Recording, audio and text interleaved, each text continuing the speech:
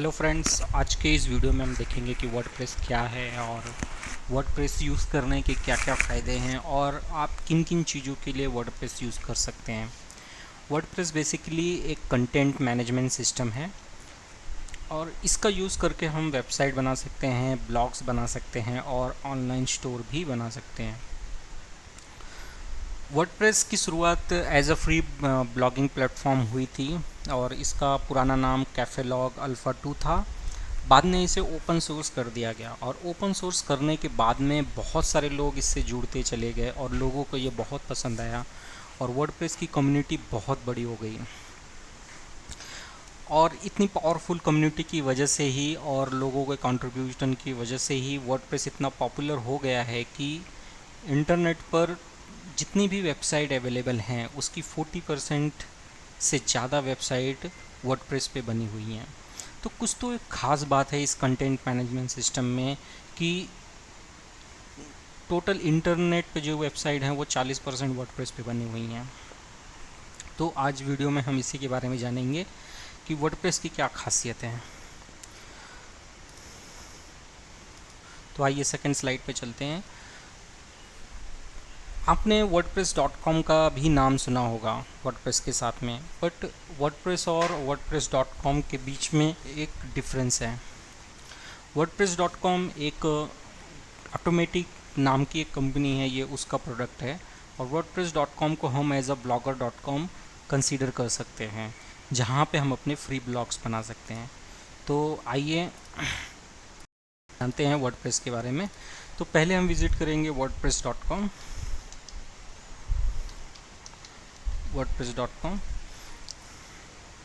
तो जैसे ही हम wordpress.com पे विज़िट करते हैं तो हमें दिखाई देता है कि welcome to the world's most popular website builder, start your website. तो अगर आप यहाँ पे क्लिक करेंगे तो एक सिंपल सा अकाउंट क्रिएट करके आप अपनी वेबसाइट बना सकते हैं।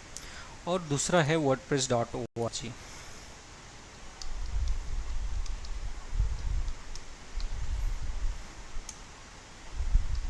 wordpress.org।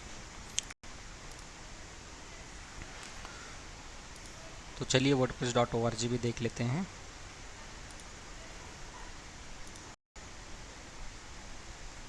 ठीक है, ये wordpress.org है।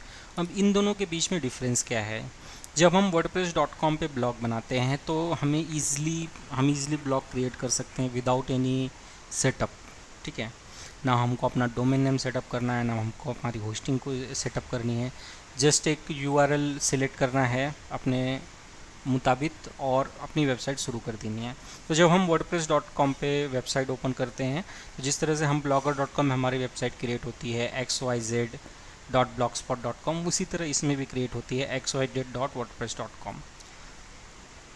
बट wordpress.com में जब हम वेबसाइट क्रिएट करते हैं, अगर हम फ्री प्लान यूज़ कर रहे हैं तो हमारे पास हमारी वेबसाइट पे बहुत सारी लिमिटेशंस होती है कि हम अब कोई भी प्लगइन यूज़ नहीं कर सकते, कोई भी थीम यूज़ नहीं कर सकते, एड्स नहीं दिखा सकते हैं।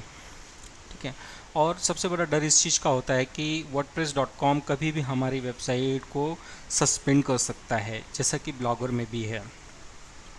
तो जस्ट आप ब्लॉगिंग एज अ फ़न करना चाहते हैं कि आपको जस्ट लिखने का शौक़ है बट आपका कोई लॉन्ग टर्म विज़न नहीं है, तो आप wordpress.com से शुरू कर सकते हैं। जब आप wordpress.com के साथ में शुरू करेंगे तो आप वर्डप्रेस के साथ में फैमिलियर होंगे और यहाँ पे आपको कोई भी मनी इन्वेस्ट करने की ज़रूरत नहीं है। बट अगर आप ऐसी वेबसाइट शुरू करना चाहते हैं, लाइक अपना ब्लॉग या अपना ऑनलाइन स्टोर, जहाँ पे आपके पास उसके लिए एक लॉन्ग टर्म विज़न है, तो आपको wordpress.org सिलेक्ट करना चाहिए। अब इन दोनों में डिफरेंस क्या है कि wordpress.com पे जब हम कोई वेबसाइट ओपन करते हैं तो वो भी वर्डप्रेस पे बनी होती है और वो हम wordpress.org से क्रिएट करते हैं, वो भी वर्डप्रेस से ही यूज़ करके बनी हुई है। बट डिफरेंस ये है कि wordpress.org में हमें एक डोमेन नेम और एक होस्टिंग चाहिए होती है, और जब हम डोमेन नेम और होस्टिंग को लेके वेबसाइट क्रिएट करते हैं तो पूरी वेबसाइट का कंट्रोल हमारे पास में होता है। हम उसे स्केल कर सकते हैं, हम उसका एसईओ ऑप्टिमाइज़ कर सकते हैं, हम उसके साथ कुछ भी कर सकते हैं, लेकिन wordpress.com के साथ में ऐसा नहीं है। यहाँ पे आपको पॉलिसी वायलेशन की वजह से आपकी वेबसाइट कभी भी बैन की जा सकती है। अब आइए जानते हैं कि वर्डप्रेस के फीचर्स क्या हैं और इसके इसके यूज़ करने के क्या क्या बेनिफिट्स हैं। सबसे पहले है यूज़र मैनेजमेंट। आप अपनी वेबसाइट को मैनेज कर सकते हैं without any coding knowledge. Media management, आप फाइल्स को बहुत ही आसानी तरीके से मैनेज कर सकते हैं, हम जैसे फ़ाइल अपलोड और डाउनलोड करते हैं। थीम्स कर सकते हैं, हम कोई भी थीम्स यूज़ कर सकते हैं आइदर फ्री और पेड। प्लगइन्स यूज़ कर सकते हैं अपनी वेबसाइट की फंक्शनैलिटी को इंक्रीज़ करने के लिए। एसईओ कर सकते हैं, मल्टीलिंगुअल कर सकते हैं अपनी वेबसाइट को, इजी टू इंपोर्ट कर सकते हैं। तो आइए इन सब चीज़ों के बारे में जानते हैं। तो वर्डप्रेस के यूज़र मैनेजमेंट के लिए हम विज़िट करेंगे वर्डप्रेस के डैशबोर्ड पे। तो इस तरीके से आप गूगल में जाते हैं वर्डप्रेस डेमो, ठीक है। तो जब आप वर्डप्रेस डेमो टाइप करेंगे तो यहाँ पे एक सॉफ्टवेयर क्लास की लिंक ओपन होगी वर्डप्रेस डेमो, ठीक है। आपको इस पे विजिट करना है। तो यहाँ पे एक डेमो पेज लोड होगा और यहाँ पे देखिए एक एडमिन पैनल पे विजिट करना है हमें, और यहाँ पे देखना है एडमिन और पास जो है, इससे हमको लॉगिन करनी है यहाँ पे। तो यहाँ पे हम डालेंगे एडमिन और यहाँ पे डालेंगे PASS, ठीक है, और हम लॉगिन करेंगे। तो ये एक डेमो अकाउंट है जो सॉफ्टवेयर क्लास कंपनी है, इस पे आप इजी लॉगिन कर सकते हैं और देख सकते हैं, ठीक है। तो मैं आपको थोड़ा सा डैशबोर्ड के बारे से डैशबोर्ड से फैमिलियर कराऊंगा। तो यहाँ पे पोस्ट सेक्शन में जाके आप पोस्ट लिख सकते हैं, यहाँ पे मीडिया है, यहाँ पे आप फ़ोटोज़ वगैरह इंसर्ट कर सकते हैं, और यहाँ पे प्लगइन्स है। प्लगइन्स बेसिकली होते क्या हैं? प्लगइन्स एक तरह की एक्सटेंडेड फंक्शनैलिटी ऐड करते हैं आपकी वेबसाइट के अंदर। फॉर एग्ज़ाम्पल आपके पास एक ऑनलाइन स्टोर है, ठीक है, आप वहाँ पे अपने प्रोडक्ट के नीचे आप रेटिंग सिस्टम रखना चाहते हैं कि कस्टमर हमारे प्रोडक्ट को रेट करे। तो उस रेटिंग सिस्टम के लिए आपको कोई कोडिंग करने की ज़रूरत नहीं है। वर्डप्रेस में जाके आपको रेटिंग के लिए अलग से प्लगइन मिल जाएगा जो आपको यहाँ पे जस्ट इंस्टॉल करना है और वो फीचर आपकी वेबसाइट पे एक्टिवेट हो जाएगा। आप कॉन्टैक्ट फॉर्म लगा सकते हैं अगर आपको कोई आपकी वेबसाइट पे अगर कोई अगर आप कोई सर्विस सेल करते हैं या फिर आपको फीडबैक लेना चाहते हैं कस्टमर, तो आप इजीली कॉन्टैक्ट फॉर्म लगा सकते हैं। उसके लिए आपको कॉन्टैक्ट फॉर्म का प्लगइन इंस्टॉल करना होगा। इसके बारे में मैं आपको नेक्स्ट टॉपिक में इजीली क्लियर करूँगा। इसे यूज़ करना बहुत ही आसान है और यहाँ पे आपको कोई भी प्रोग्रामिंग या कोडिंग की ज़रूरत नहीं है। फिर सर्च इंजन ऑप्टिमाइजेशंस आसान भाषा में कहें तो कि गूगल को अपनी वेबसाइट का डेटा उसकी लैंग्वेज में प्रोवाइड करना। और अब सर्च इंजन की लैंग्वेज क्या होती है? सर्च इंजन की लैंग्वेज होती है एल्गोरिदम।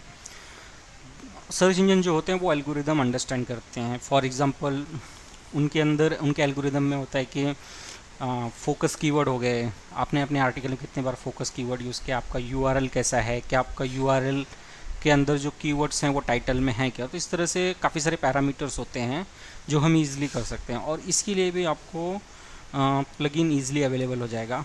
आप अपनी वेबसाइट को मल्टीलिंगुअल कर सकते हैं। अगर आप अपनी वेबसाइट पे कोई प्रोडक्ट सेल करते हैं और आपके बायर फ्रांस में भी हैं, जर्मनी भी हैं, और आप उन लोगों को अपनी वेबसाइट उनकी लैंग्वेज में दिखाना चाहते हैं, तो वो आप ईज़िली कर सकते हैं। ईज़ी टू इंपोर्ट कर सकते हैं, जैसा कि मैंने आपको बताया कि wordpress.org के लिए आपको एक डोमेन नेम और होस्टिंग की ज़रूरत पड़ती है। फॉर एग्जांपल आपने एक कंपनी से डोमेन नेम और होस्टिंग ले लिया और आपने अपनी वेबसाइट भी लॉन्च कर दी, आपकी वेबसाइट अच्छी चल रही है, लेकिन जब आपके जो होस्टिंग प्लान्स होते हैं वो ईयरली या क्वार्टरली या मंथली रिन्यू करने पड़ते हैं, जैसे कि आप प्लान परचेस करेंगे। तो बहुत से बार ऐसा होता है कि होस्टिंग कंपनीज अपने प्लान्स को बढ़ा देती है और आपको लगता है कि नहीं, ये कुछ ज़्यादा ही चार्ज कर रही है, तो आप इजीली अपनी वेबसाइट को माइग्रेट कर सकते हैं। फॉर एग्जांपल जैसा कि हम मोबाइल नंबर पोर्टेबिलिटी में करते हैं कि अगर जियो के प्लान अच्छे चल रहे हैं तो वहाँ पे हमको ज़्यादा बेनिफिट है तो हम वहाँ पे अपना नंबर पोर्ट कर लेते हैं। सेम चीज़ यहाँ पे भी है, ठीक है। तो आज इस वीडियो में हमने जाना कि वर्डप्रेस क्या है और वर्डप्रेस के यूज़ करने के क्या फ़ायदे हैं। तो इस वीडियो में सिर्फ इतना ही, मिलूँगा आपसे नेक्स्ट वीडियो में। Thank you for watching.